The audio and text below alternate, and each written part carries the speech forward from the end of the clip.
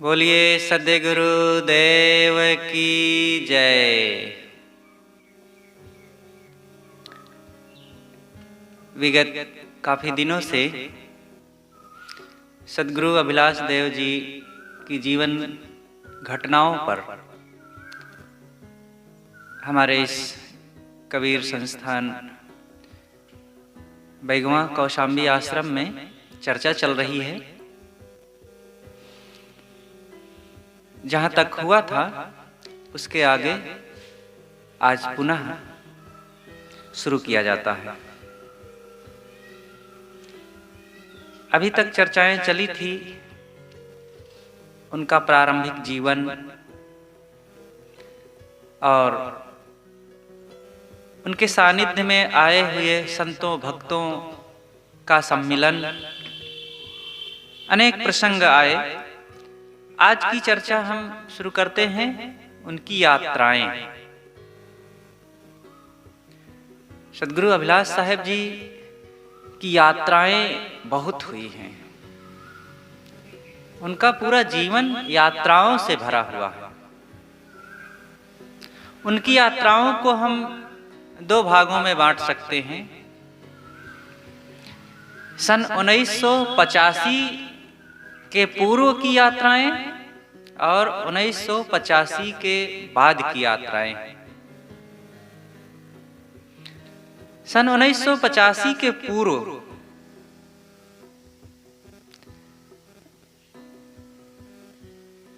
गुरुदेव जी 1971 तक तो अपने गुरुदेव सद्गुरु श्री राम सूरत साहेब जी के पास ही ज्यादा रहे। गृह त्याग के लगभग 18 वर्ष तक आप सद्गुरु श्री राम सूरत साहेब जी के साथ सघन रूप में रहते रहे और उन्हीं के साथ यात्राएं होती थी। साथ साथ समय समय से आश्रम में आपका रहना होता था। और उन दिनों की जो यात्राएं होती थी वो बाद के यात्राओं जैसे सघन नहीं होती थी। इतने व्यस्त कार्यक्रम नहीं होते थे। जहां भी आप जाते लंबे समय तक रहना होता था। गांव का माहौल होता था, गांव में अधिकतम जाना होता था। तो एक एक गांव में 5 दिन, 10 दिन, 15 दिन तक भी रहना होता था। समय समय से जब भी आप जाते, जहां जाते, तो वहां इतना सत्संग व्यवस्था, भीड़ भाड़ वाली भी बातें नहीं होती थी। सहज रूप से सब होता था।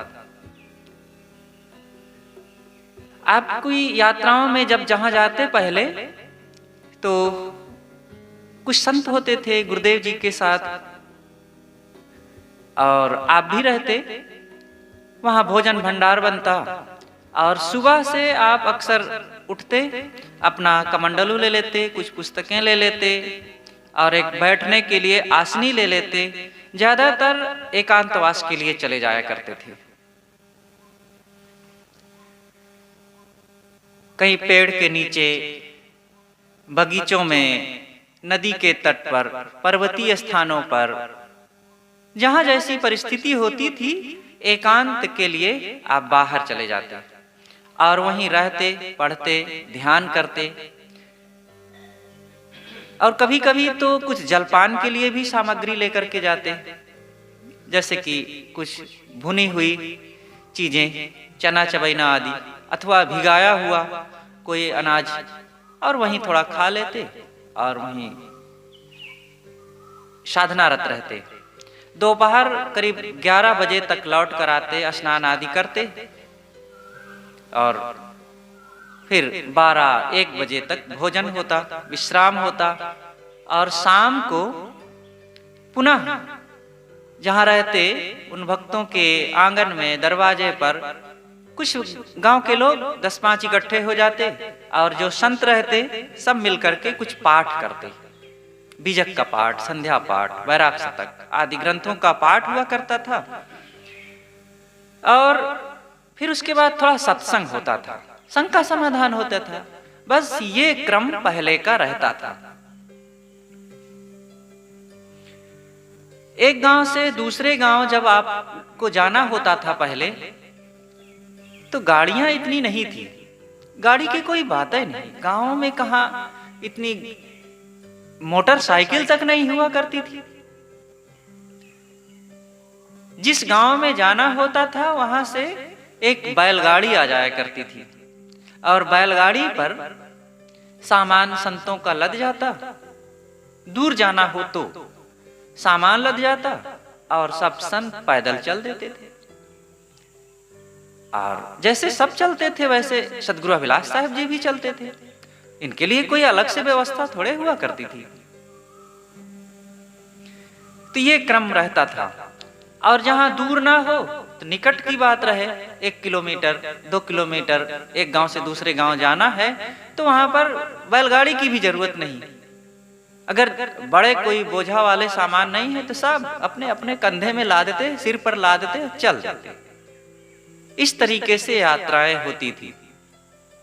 पहले आज जैसी सड़कें नहीं थी। गांव का सामान्य कच्चा रास्ता होता था, धूल कीचड़ भरा हुआ, पानी बरसे तब उन रास्तों में चलना बड़ा कठिन होता था। ये तो हम अभी अपने जमाने में बचपन में देखे कि कैसे कैसे रास्ते होते थे। खेत ऊंचे होते थे, सड़क नीची होती थी, अधूल भरा हुआ, उसी में चला जाए। गांव में भी प्रवेश करना बरसात के दिनों में खेत में चलने के बजाय ज्यादा तकलीफ होती थी। खेतों में तो सूखी मिट्टी मिलती थी चलने फिरने के लिए, गांव में उसी रास्ते से लोगों का आना, उसी रास्ते से पशुओं का आना जाना, और मिट्टी का रास्ता। अब जो पूरा खेत जितना जोता हुआ होता था उससे ज्यादा कीचड़ और नरम मिट्टी वाला गांव का रास्ता हो जाता था। और ऐसी स्थितियों में बराबर आपकी यात्राएं हुआ करती थी गांव में, और चलते रहते थे। वर्षा के दिनों में ये सारी कठिनाइयां सहना पड़ता था। ऐसी परिस्थिति को देखते हुए ये तमाम कठिनाइयां, नदी नालों की कठिनाइयां, जहां आना जाना होता था तो इतने पुल नहीं हुआ करते थे। अब तैरने की बात तो नहीं है कि तैर कर जाते रहे हों, नाव का सहारा होता था जहां, लेकिन तकलीफें होती थी। तो ये सबको देखते हुए गुरुदेव जी ने बाद में निर्णय लिया कि इन यात्राओं पर थोड़ा सा विचार होना चाहिए और परिवर्तन होना चाहिए। तो ये काफी समय बीतने के बाद फिर जब इलाहाबाद संस्थान बन गया था, सन 1977 में कबीर पारक संस्थान इलाहाबाद स्थापित हुआ, और तब तक ये यात्राएं चल ही रही थी। 1985 का समय आया तो तब तक आपके थकान भी बढ़ रही थी, और यात्राओं की दिक्कतें, बरसात की असुविधाएं, तो ये काफी हुई। लेकिन कर क्या सकते थे, जहां अगर अस्थायी रूप से रहें तो आपके साथ बहुत संत होते थे, भक्तों का आना जाना होता था, फिर उनके खाने पीने रहने बसने की व्यवस्था की जिम्मेदारी होती, इसलिए अस्थायी रुक भी नहीं सकते थे। लेकिन जब 1977 में स्थान कबीर पारक संस्थान का कायम हुआ और करीब 5, 7, 8 वर्षों तक उसकी संपन्नता धीरे धीरे बढ़ती रही।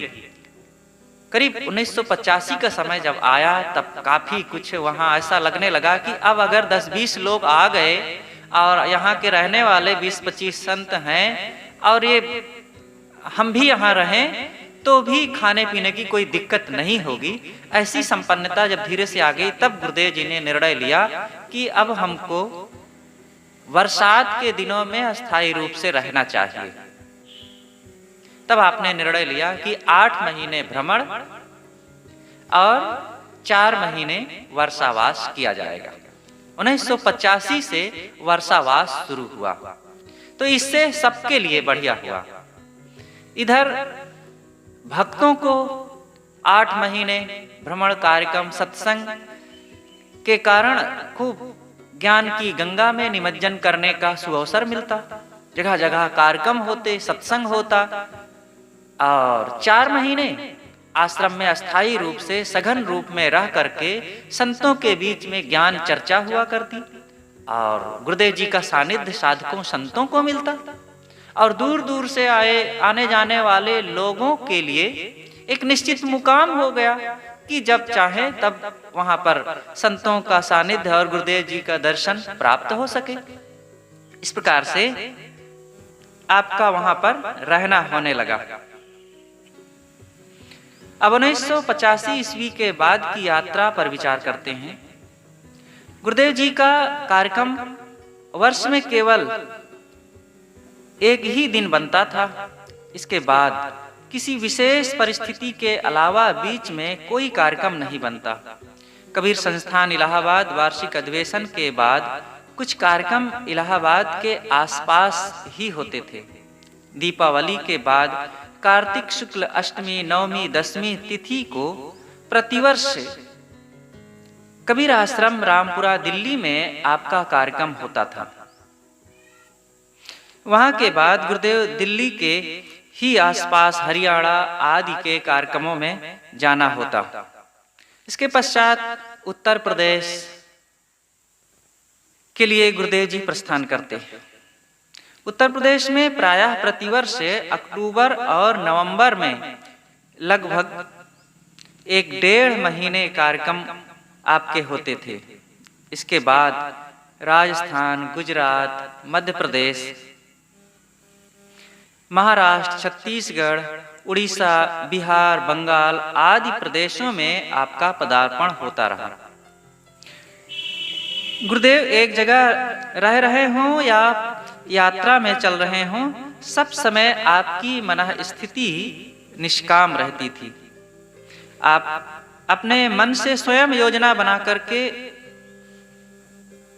किसी देश प्रदेश में विशेष घूमने के लिए नहीं निकलते।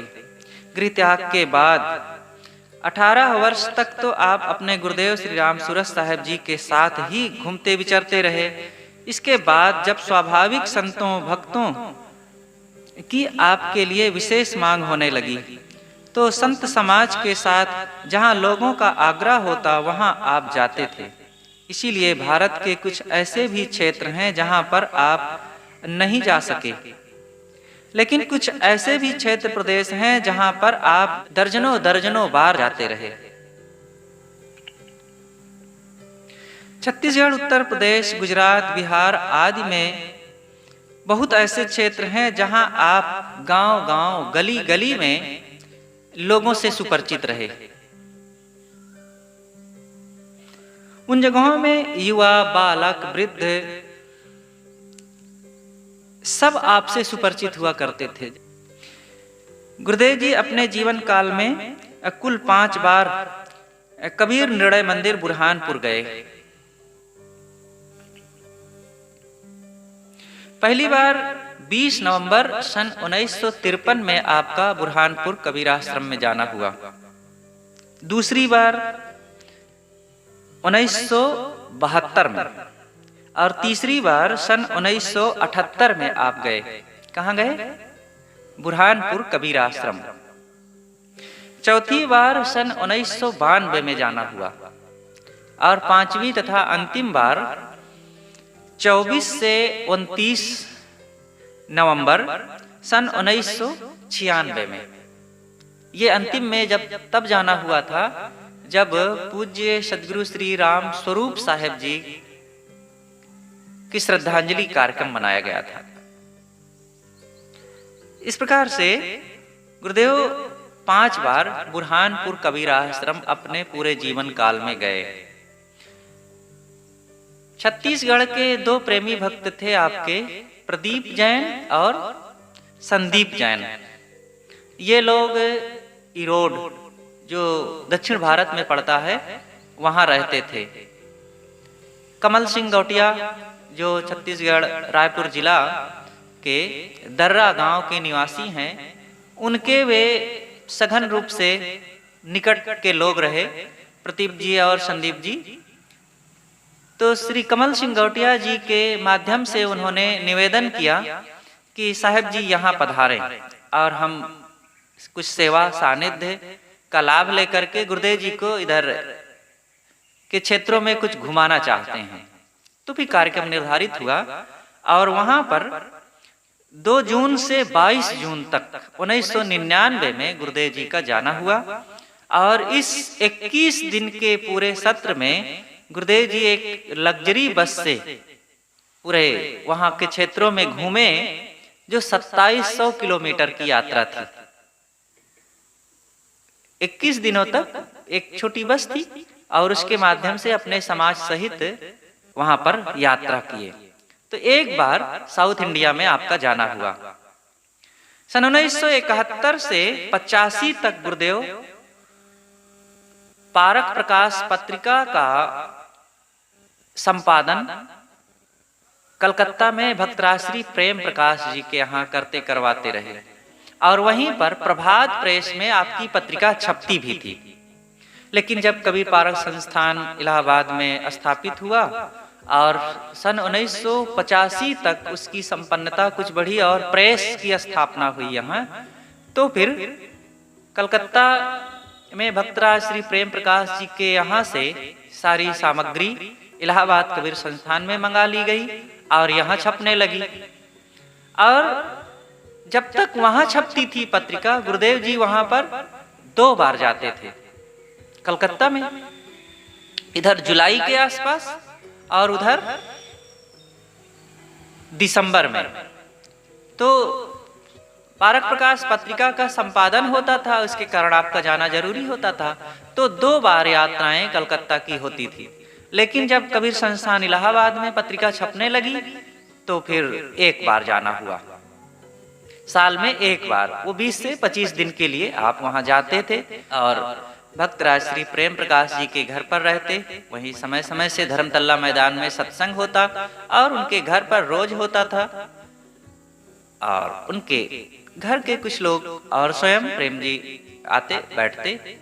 इस प्रकार से गुरुदेव जी वहां पर अंतिम समय तक 1 बार जाते रहे, सन 1985 से। समय समय से गुरुदेव जी का काठमांडू नेपाल में बराबर जाना होता रहा। पूज्य श्रद्धेय संत श्री आज्ञा साहेब जी के आग्रह से आप वहां पर पहली बार सन 1981 में गए। दूसरी बार 18 से 29 अप्रैल सन 1995 में जाना हुआ। पहली बार जब गए थे तो ये 1981 का समय था और काफी पहले वहां पर सामान्य स्थितियां, यात्राओं में भी बड़ी असुविधाएं। लेकिन यात्राओं की क्या, गुरुदेव जी तो शुरू से यात्राएं करने के अभ्यासी रहे, तो कोई दिक्कत की बात नहीं। लेकिन सन 1995 में जब जाना हुआ, तब इलाहाबाद संस्थान से जाना हुआ, तो काफी संत लोग गए और बहुत बढ़िया वहां पर फिर विशेष आयोजन हुआ, कार्यक्रम हुआ। तीसरी बार 1 से 19 जून सन 2002 में जाना हुआ। और इस यात्रा में फिर हमें भी जाने का अवसर पड़ा गुरुदेव जी के साथ। और इसके बाद जब भी गुरुदेव जी काठमांडू गए तो साथ में जाना ही होता रहा। चौथी बार 8 से 26 जून 2007 और 5वीं बार 17 से 31 मई 2009 और अंतिम में 1 से 15 मई 2011 को जाना हुआ। इस प्रकार से काठमांडू की यात्राएं आपकी होती रही। और जब भी आप वहां जाते, वहां के संतों भक्तों में सघन रूप से सत्संग बराबर चलता और सबका बड़ा उत्साह रहता था। वहां अनेक आश्रम हैं, 3 तो मुख्य आश्रम है ही हैं, वहां जाना होता, जगह जगह भक्तों के यहाँ भी जाना होता। और एक जो तारेश्वर पर्वत पर है, बानेश्वर आश्रम से करीब करीब 5-10 किलोमीटर दूर होगा तारेश्वर पर्वत, वहां भी जाना होता। इस प्रकार काठमांडू नेपाल की यात्राएं भी गुरुदेव जी की अनेक बार होती रहीं। एक बार सन 1999 की बात होगी, आपको गोरखपुर की तरफ से ही पोखरा जाना हुआ। ये काठमांडू के बाद दूसरे स्थान पर वो शहर आता है नेपाल में, बहुत ही रमणीय स्थल है वो, तो वहां भी जाना हुआ। और शायद 5 दिन का वहां कार्यक्रम हुआ था।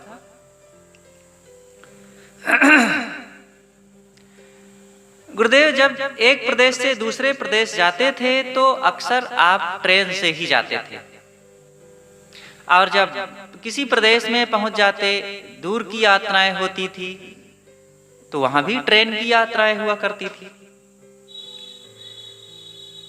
किसी प्रदेश में जब आपको एक गांव से दूसरे गांव जाना होता था, जहां पर 10, 20, 50, अधिकतम 100 किलोमीटर की यात्राएं होती थी, तो फिर गाड़ियां, प्राइवेट गाड़ियां आती थी। भक्त लोग खुद लाते थे, वो व्यवस्था करते थे, तो उन गाड़ियों से चलना होता था। और आप अक्सर गाड़ी में आगे बैठते, ड्राइवर जब चलाता गाड़ी और कभी कभी अनियंत्रित ढंग से चलाने लगे, तेज चलाने लगे, तो आप उसको रोकते रहते थे। सदैव यात्रा आराम से करो। गुरुदेव कहते थे, गाड़ी से चल रहे हैं ये कम बड़ी बात है, ये गाड़ी ना होती तो पैदल चलना होता, कितनी तकलीफ होती। तो गाड़ी मिल गई है, लेकिन संभालो गाड़ी को। अब गाड़ी मिल गई है तो बेतरतीब उसको चलाने और जल्दीबाजी के चक्कर में पड़ेंगे तो 10 मिनट की आपकी देरी आपको 10 बरस लेट कर सकती है, इसलिए संभल कर चलो। इस प्रकार चलाने वाले ड्राइवर को अक्सर गुरुदेव जी संभालते थे। और किसी ढंग से उसका खान पान गलत है, जैसे तंबाकू खा रहा है, गुटखा खा रहा है, तो उसको भी रोकते और बताते कि बेटा इसे तुम जीवन भर के लिए छोड़ दो तो अच्छा है, इससे तुम्हारा ही लाभ होगा। और कई बार गाड़ियां चलती हैं तो कहीं रास्ते से बिल्ली निकल गई, सियार चला गया, कोई छींक दिया, तो घबरा जाते हैं लोग। तो गुरुदेव जी ड्राइवर को ये सब को भी बताते थे, घबराने की क्या जरूरत है, निश्चिंत रहो, चलो, कुछ नहीं होना है। और चलते, कुछ नहीं हुआ। इस प्रकार से आपकी यात्राएं ये छोटी और बड़ी अनेक ढंग से हुआ करती थी। कार्यक्रमों के दौरान कोई 1-2 स्थान होते जहां पर आप 5-6 दिन रहते थे। साल भर में ऐसा मौका कभी कभी होता था, 1-2 बार की बात होती थी, नहीं तो ज्यादातर आपकी यात्राएं जितनी भी होती थी सब 2 दिन 3 दिन, कहीं भी आपका मुकाम होता, पड़ाव होता था। 1985 के बाद की बात है कि 2 दिन 3 दिन, कभी कभी 4 दिन 5 दिन होता था, और ये साल में 2-3 बार ऐसा हुआ करता था।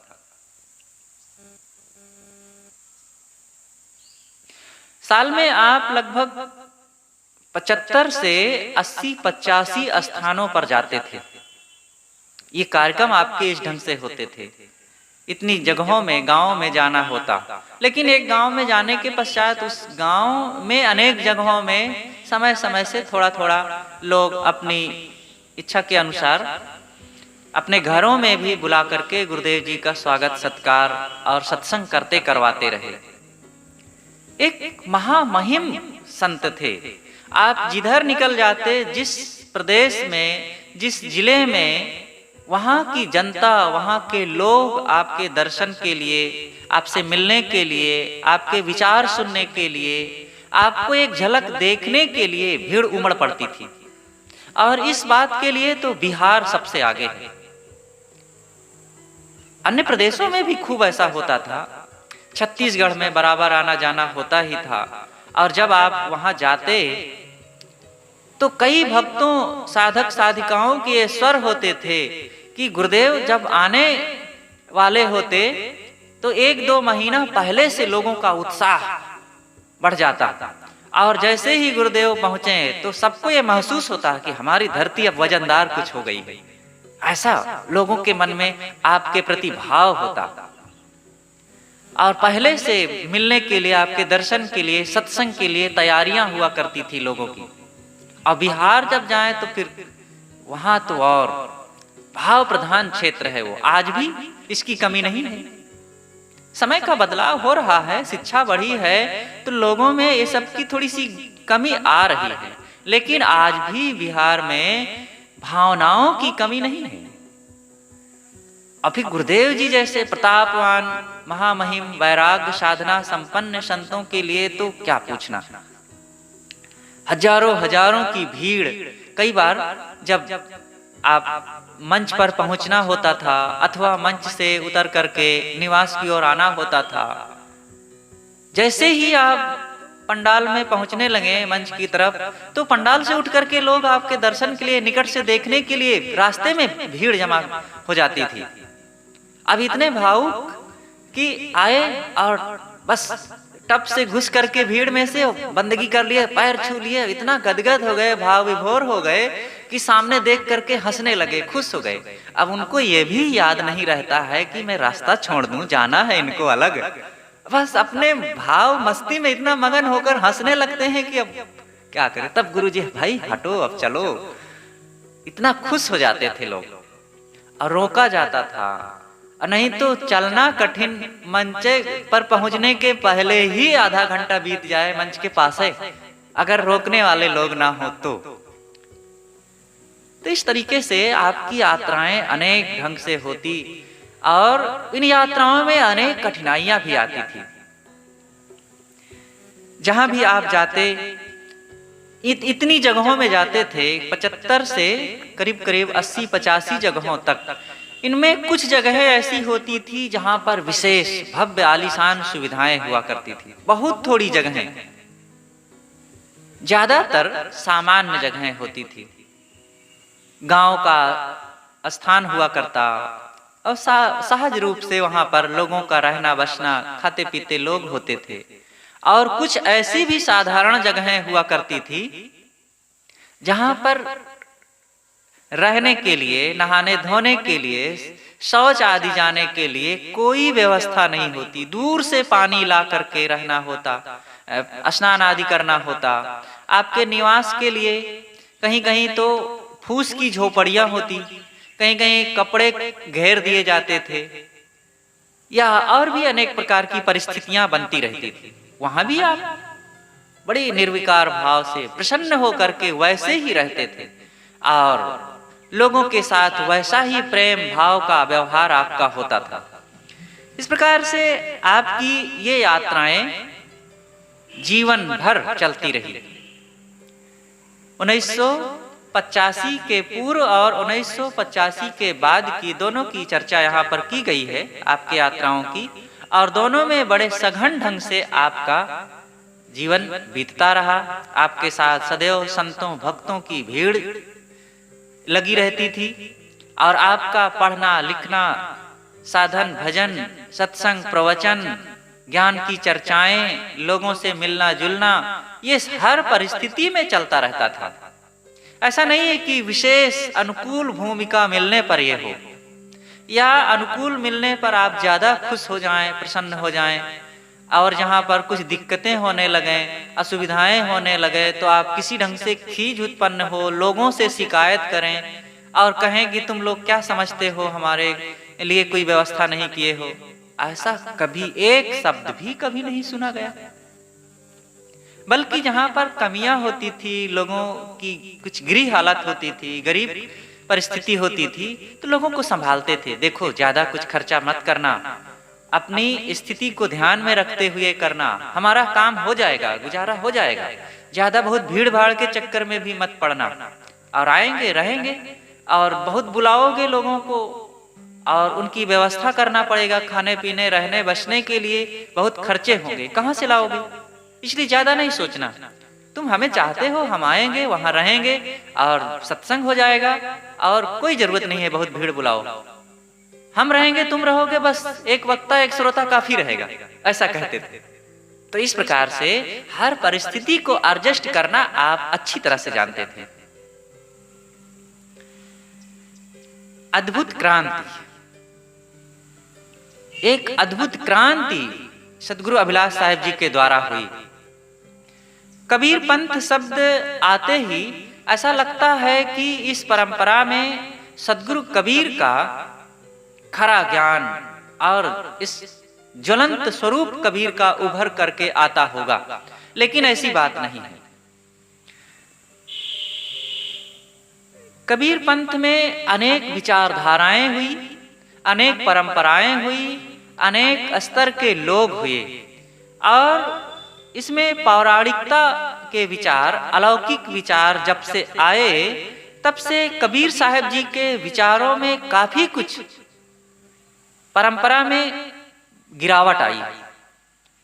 जिस अंधविश्वास, आडंबर, भ्रम, मान्यताओं को सद्गुरु कबीर ने अपनी वाणियों में खुल करके काटा और छांटा।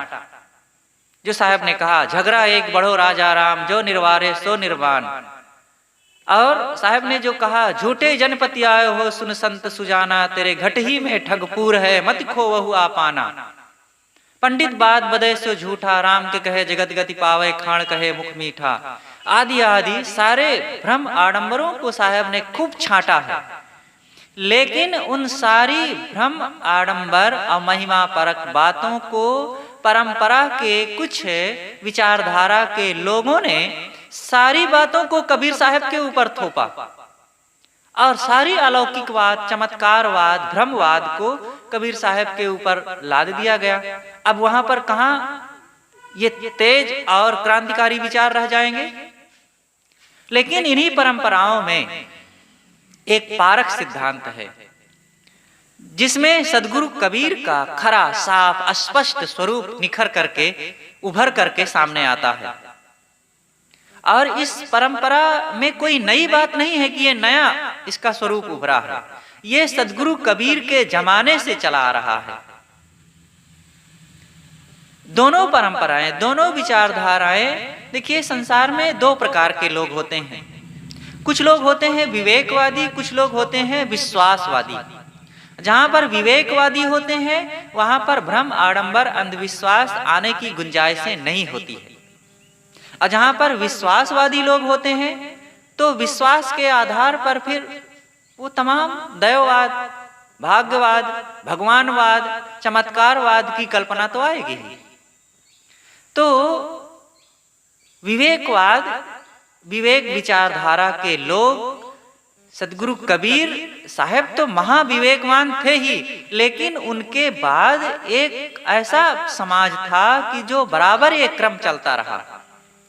और उसी परंपरा में पूज्य सद्गुरु श्री गुरुदयाल साहेब, सद्गुरु श्री राम रहस साहेब, सद्गुरु श्री पूर्ण साहेब, सद्गुरु श्री निर्मल साहेब, और ये एक लंबी धारा चलती आ रही। सद्गुरु श्री काशी साहेब, सद्गुरु श्री विशाल साहेब, सद्गुरु श्री राम स्वरूप साहेब, सद्गुरु श्री राम सूरत साहेब आदि संतों की एक बड़ी लंबी वाहिनी। ये तो मुख्य मुख्य संतों को हमने गिनाया। इनके बीच बीच में और भी बहुत से संत होते रहे जो अपना कल्याण का काम तो किए ही, लेकिन साथ साथ समाज को भी कबीर विचारों से जोड़ते रहे। और कबीर विचारों को यही महापुरुष जिलाए रखे आज तक। नहीं तो ये निर्णयी, विवेकवादी और चिंतक महापुरुष ना होते तो फिर आज कबीर पंथ में केवल पूजा, आरती और चमत्कार, अंधविश्वास, झाड़ फूंक, मंत्र तंत्र ही केवल रह जाता। और कबीर क्या थे, कबीर की क्या विचारधाराएं थी, कुछ पता ही ना चलता। लेकिन जब इधर 1953 में, नवंबर के 1953 में सद्गुरु श्री अभिलाष साहेब जी आए, और फिर शुरू से ही आपकी विचारधाराएं विवेक, ज्ञान, साधना संपन्न थी ही। और धीरे से समय बदला और आपने पूरा का पूरा परिवर्तन समय के साथ किया। हमारी परंपरा में जो कबीर पंथ की परंपरा रही, इसमें लगभग सभी परंपराओं में जहां जहां आश्रम थे, ये सब पूर्व परंपरा से उबर ना सके थे। इनमें अनेक प्रकार के छुआछूत, जातिवाद की भावनाएं भरी रही, ब्राह्मणवाद, शूद्रवाद की भावनाएं भरी रही। किसी एक की चर्चा यहां हम नहीं करेंगे, सब जगह की बात है। जहां पर सद्गुरु अभिलाष साहेब जी रहे वहां भी एक खूब था। शुरू में जहां पर आए वहां भी ये भावनाएं खूब रही।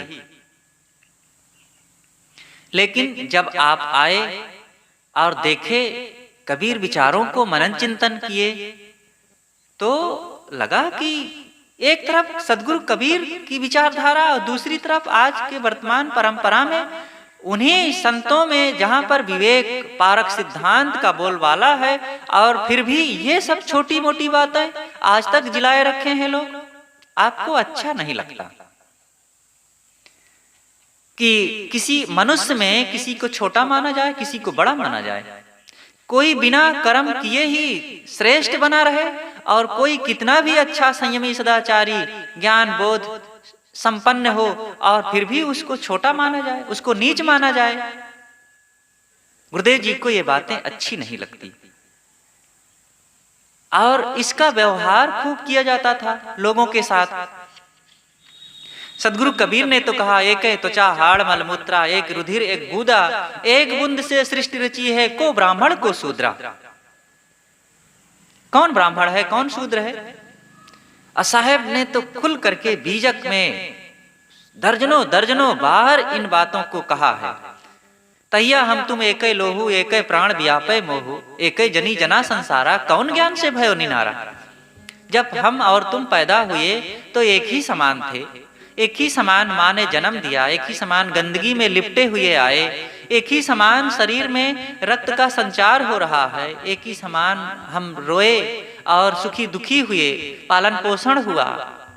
कौन छोटा कौन बड़ा है?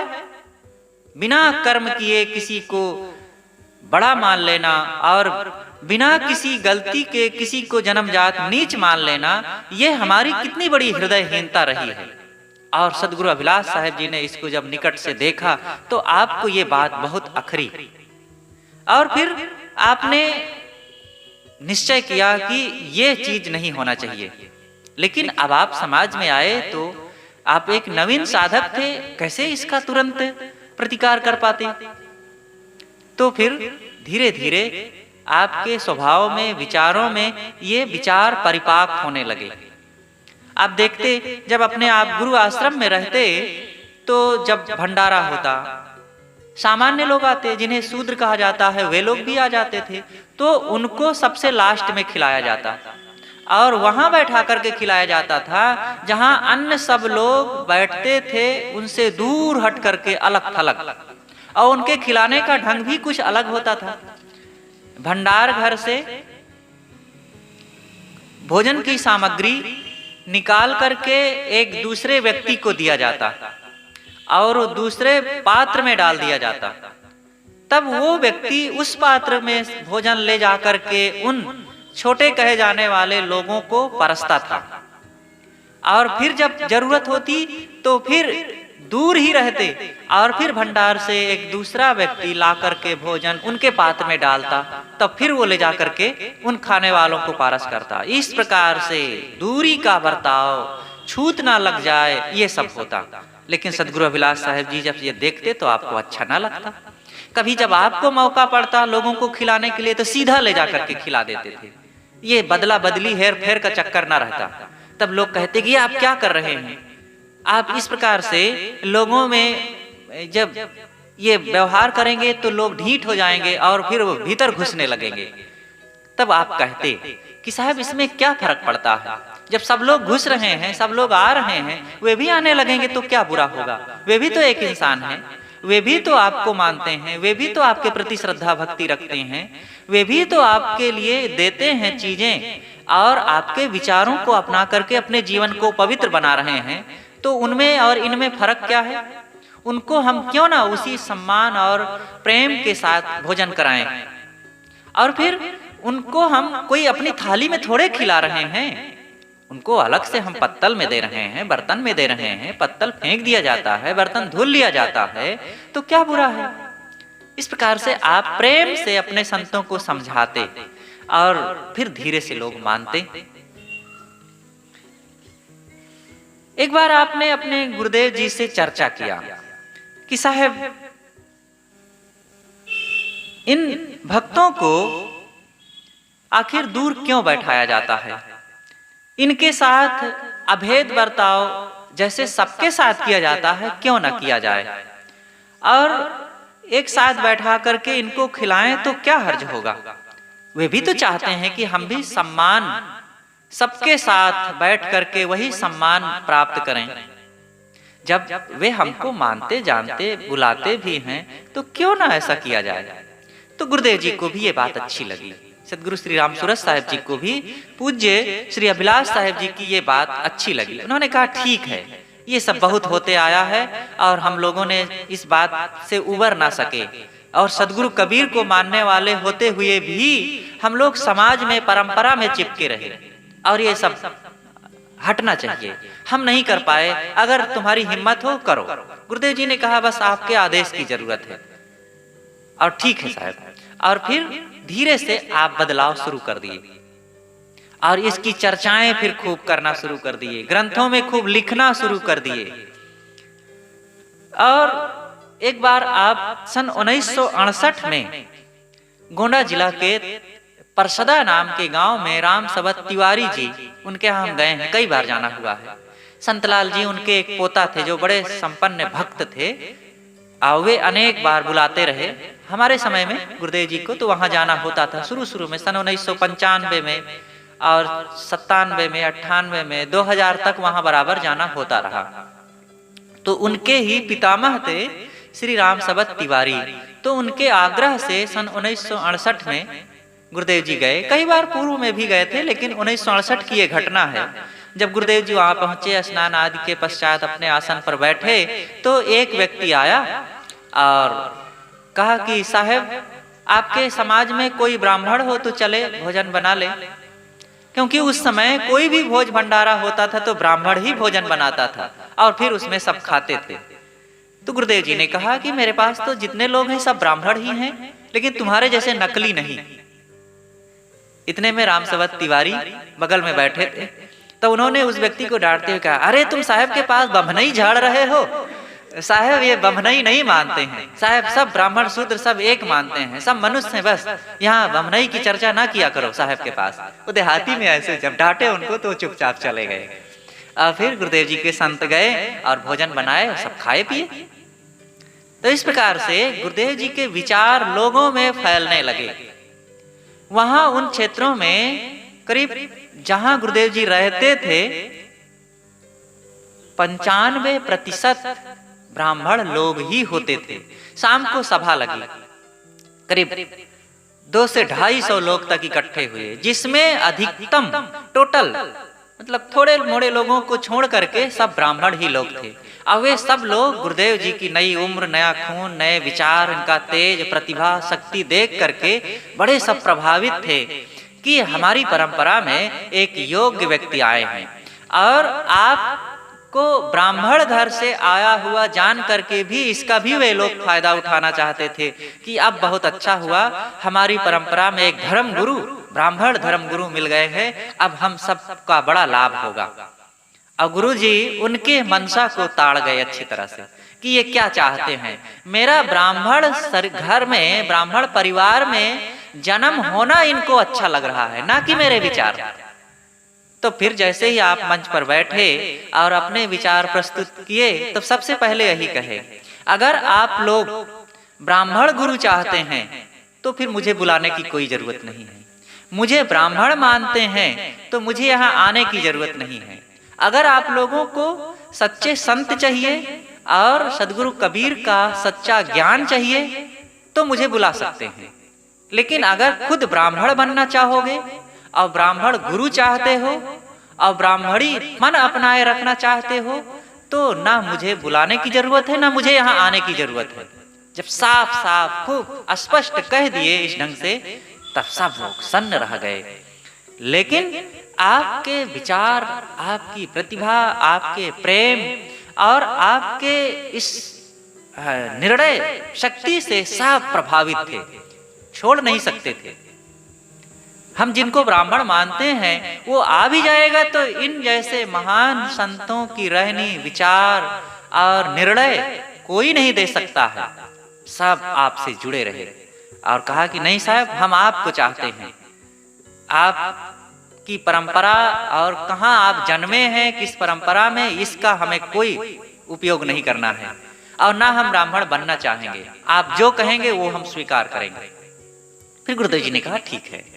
तो इस प्रकार से सदगुरु कबीर ने जो वृक्ष का रोपण किया है और अपने जमाने में जिस बात को डंके की चोट पर समाज में हल्ला करके पूरे देश में देश विदेश से हों फिरा गांव गांव की खोरी कहा करके उसका प्रचार किया और जीवन जिया, सदगुरु अभिलाष साहेब जी ने उसको अनेक ग्रंथों के रूप में अनेक भारतीय परंपरा के शास्त्रों को लेकर के उसमें से सारग्राही दृष्टि अपना करके सार खोज करके उस परंपरा को और संपन्न बनाया और उस वृक्ष को खूब हरा भरा किया।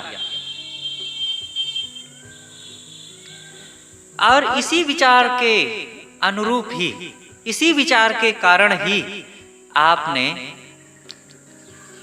किसी भी ग्रंथ से घृणा नहीं किया।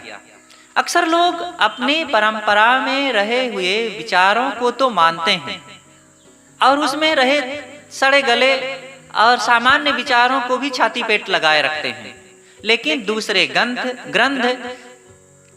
ग्रंथ और दूसरी परंपरा की बातों से नाक भौं सिकोड़ते हैं, उनसे कतराते हैं और उनकी सही बातों को भी स्वीकार करने में कतराते रहते हैं और स्वीकार नहीं कर पाते हैं जल्दी से।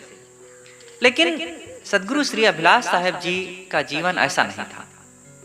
वे अपनी बातों पर तो श्रद्धा रखते थे, अपनी बातों को तो स्वीकारते थे, अपनी परंपरा की बातों पर तो विवेक पूर्वक उस पर चलते ही थे और उसका प्रचार करना आपके जीवन का उद्देश्य ही बन गया था। अपने जीवन में उसको रहनी के रूप में उतारने के बाद आपका दूसरा काम यह था कि इन्हीं बातों से समाज का कल्याण होगा, इन्हीं बातों से मानवता जग सकेगी और मनुष्य में जो फूट की दीवार है वो नष्ट हो सकेगी। तो आपने उसका खुल करके खूब प्रचार भी किया। लेकिन दूसरी परंपरा के ग्रंथों से, चाहे वो वेद हो, चाहे वो उपनिषदें हो, रामायण हो, गीता हो, भागवत हो और बुद्ध वचन हो, कोई भी ग्रंथ हो, योग दर्शन आदि, इन सब को आपने अपनाया और सब को पढ़ा, सब में से सारग्राही बन करके और ज्ञान की सारी रश्मियों को आपने इकट्ठा किया और अपने ग्रंथों में उसको मिलाया और इन विचारधाराओं के कारण आपकी परंपरा और मजबूत हो गई। और किसी भी विचारधारा की बात हो, चाहे वो महाराज श्री राम, श्री कृष्ण, श्री बुद्ध, महावीर और कोई भी परंपरा हो, चाहे सदगुरु कबीर ही क्यों ना हो, इनके नाम पर लगाए गए सारे अंधविश्वासों को आपने खुल करके खंडन भी किया, उसके ऑपरेशन भी खूब किया। क्योंकि किसी की भी बात जो परंपरा मानती चली आ रही है, जो अवैज्ञानिक है, जो तर्कहीन है, जो कारणकारी व्यवस्था के विपरीत है, जो केवल चमत्कार के रूप में गढ़ी गई हैं, कल्पना की बातें, उनको मान लेने से किसी का कल्याण तो नहीं हो जाएगा। केवल श्रद्धा से काम नहीं बनता है, विवेकवादी भी बनना पड़ेगा। श्रद्धा से हम सो जाते हैं और फिर हमारी तर्क शक्ति, कार्य शक्ति, विवेक शक्ति सुप्त हो जाती है। श्रद्धा की जरूरत है, श्रद्धा के बिना काम नहीं बनेगा, लेकिन श्रद्धा के साथ साथ विवेक, तर्क की भी जरूरत है। जब विवेक और तर्क से हम काम करते हैं तब हमारे जीवन में सत्य का उद्घाटन होता है और सदगुरु अभिलाष साहेब जी ने यही काम किया। गुरुदेव ने समाज में लिखने और पढ़ने की शैली को भी बदला, प्रवचन की शैली को भी बदला। पहले हमारी परंपरा में जो सदगुरु कबीर का विचार, कबीर ने जो विचारधारा अपनाई थी वो बिल्कुल अलग थी।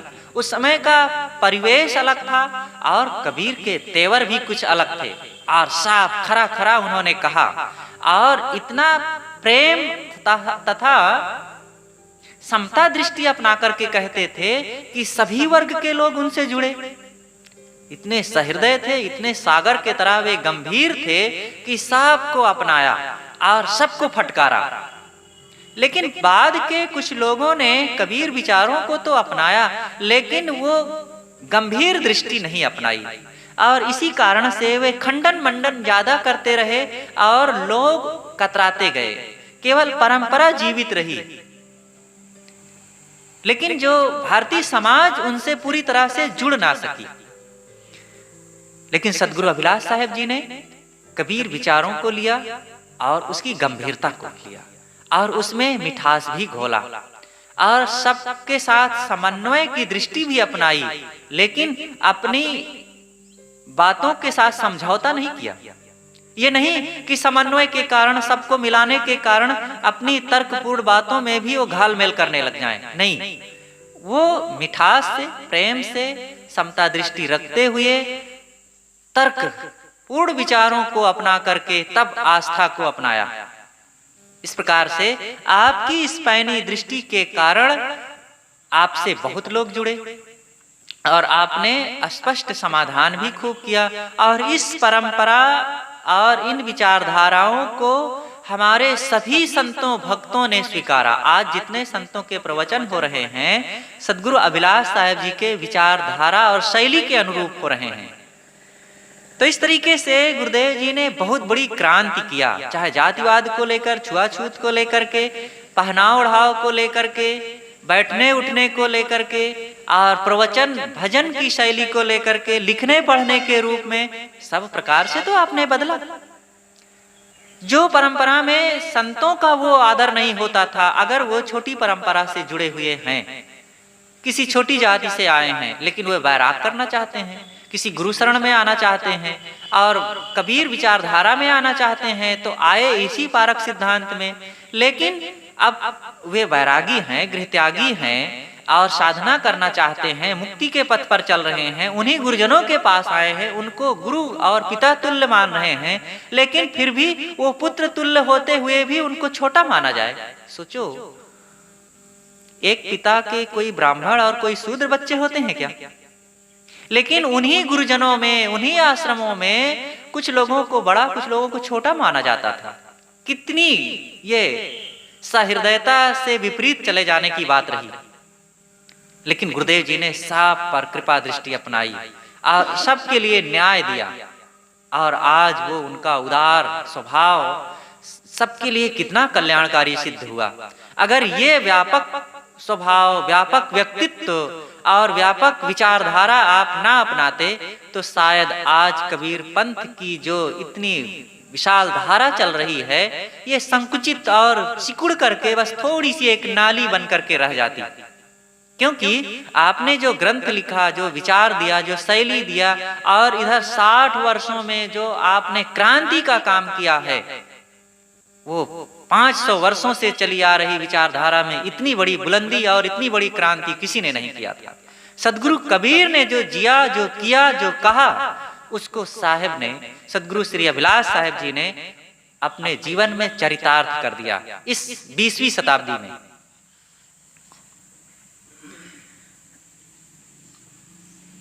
कुछ लोगों के कहने पर कबीर साहब, कुछ लोगों का कहना है कि कबीर साहब ने नारियों का आदर नहीं किया और उनका खंडन बहुत किया है, लेकिन ऐसी बात नहीं है।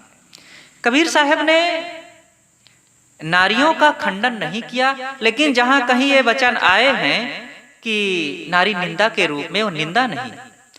दूसरी तरफ देखिए कि कुछ लोग नारियों को कहा कि ये हाड़ मांस के ढांचे हैं और इनकी तरफ क्या आकर्षित हो रहे हो। इस प्रकार से संतों ने ऐसा कहा तो ये खंडन तो नहीं है, नारियों की निंदा तो नहीं है। कुछ कवियों ने नारियों के अंगों का खूब वर्णन किया और इससे समाज के लोगों का और आकर्षण नारियों के लिए बढ़ा और पुरुष का मन स्वाभाविक नारियों की ओर आकर्षित होता ही है। और इन कवियों ने उनके लिए और श्रृंगार रस के वचन लिख लिख करके कलम तोड़ दिया, तो इससे नारियों की रक्षा तो ना हुई, वो तो और पुरुषों के खिलौने बन करके उनके विषय के पात्र ही तो बने। लेकिन इन संतों ने और सदगुरु कबीर ने, और संतों में ज्यादातर पुरुष लोग हुए, तो इन समस्त संतों ने नारी के देह का खंडन किया, निंदा किया और कहा कि हे पुरुषों, तुम इन नारियों के हाड़ चाम मांस मलमूत्र के शरीर पर क्या आकर्षित हो रहे हो? तो इसको लोगों ने मान लिया कि कबीर साहब ने नारी की निंदा किया है। लेकिन ये निंदा नहीं है, ये नारियों का सम्मान है। ऐसा करके पुरुषों के मन को नारियों से विरत किया गया है, इससे नारियों की रक्षा होना शुरू हुई है। और फिर नारियां पुरुषों के लिए ऐसी भाव विचारधारा अपनावे कि इन पुरुषों की ओर उनका मन आकर्षित होता है, तो इनके शरीरों में क्या रखा है? कोई मधु, दूध, दही, घी और सोना चांदी भरा है क्या? अरे इनके भी शरीर में तो वही हाड़, मांस, मलमूत्र, टट्टी, पेशाब, खून, पसीना भरा हुआ है। तो अपने मन में भी इनके प्रति विरक्ति भावना लाने के लिए, इनके देह के लिए ऐसी भावना करें तो उनके मन में भी शांति साधना और वैराग्य भाव आएगा और वे भी अंतर्मुख हो सकेंगी। तो ऐसा करना दोनों के हित में है। लेकिन जो लोग ये मान लिए हैं कि कबीर साहब ने नारियों की निंदा की, ये बात सच नहीं है। सद्गुरु अभिलाष साहिब जी ने इसका खूब समाधान किया है अपने ग्रंथों में। गुरुदेव ने इन बातों पर खूब खंडन किया और साथ साथ स्पष्ट समाधान किया और नारियों को अपने समाज में विशेष स्थान दिया। उतना किसी ने स्थान नहीं दिया है। नारियों के लिए आपने आश्रमों की व्यवस्था किया, नारियों को साधना के क्षेत्र में आने के लिए खूब खुला आयाम छोड़ा और कहा कि तुम्हारा आश्रम अलग होना चाहिए, तुम्हारा रहन सहन साधना का क्षेत्र अलग होना चाहिए, लेकिन साधना करो, वैराग करो, प्रवचन करो, मंच पर बैठो और सबको ज्ञान विचार की उपदेश की बातें कहो और सबको सन्मार्ग में लगाओ, प्रचार भी करो। लेकिन हाँ, आपकी मर्यादा अलग है। और पुरुष जहाँ रहें वहाँ पुरुष आश्रमों में आपके निवास की व्यवस्था विशेष नहीं होनी चाहिए, ज्यादा नहीं होनी चाहिए। अतिथि रूप में आए, थोड़े समय में रहें। और नारियों के आश्रमों में पुरुषों का निवास नहीं होना चाहिए। थोड़े समय के लिए गए, स्वागत सत्कार हो गया, बस इतना काफी है। इस प्रकार से मर्यादाओं में रखते हुए गुरुदेव जी ने नारियों का जो सम्मान किया है, किसी अन्य ने नहीं किया। तो इतना जो क्रांति का काम हुआ, आपने जो जीवन में इतना परिश्रम किया, ये आपके धैर्य, तप, त्याग, साहस, वैराग्य, दृढ़ता और विनम्रता का परिणाम हुआ कि अपने जीवन में इतना बड़ा काम करते गए। और समाज में आज जो चारों तरफ आपकी ख्याति फैली हुई है, आपके विचारों से लोग प्रभावित हैं और सब तरफ जिधर देखो उधर आपके हस्तक्षेप दिख रहे हैं। और उसके बिना समाज अधूरा लगता है, विचार अधूरा लगता है और साधना अधूरी लगती है, हमारा जीवन अधूरा लगता है, भक्ति अधूरी लगती है, मुक्ति अधूरी लगती है। वो सब सद्गुरु अभिलाष साहिब जी की देन है। अगर आप ना मिले होते हम लोगों को तो सद्गुरु कबीर के विचार मिले होते, लेकिन शायद उनका यह स्वरूप हमारे सामने ना होता। इसलिए ऐसे महान संत सद्गुरु अभिलाष साहिब जी के वाणी, विचार, कृत्यों को याद करके हम सबको अपने जीवन में कल्याण का काम करना चाहिए और उनके उपकारों का सदैव ख्याल और मनन करते रहना चाहिए। बस साहिब।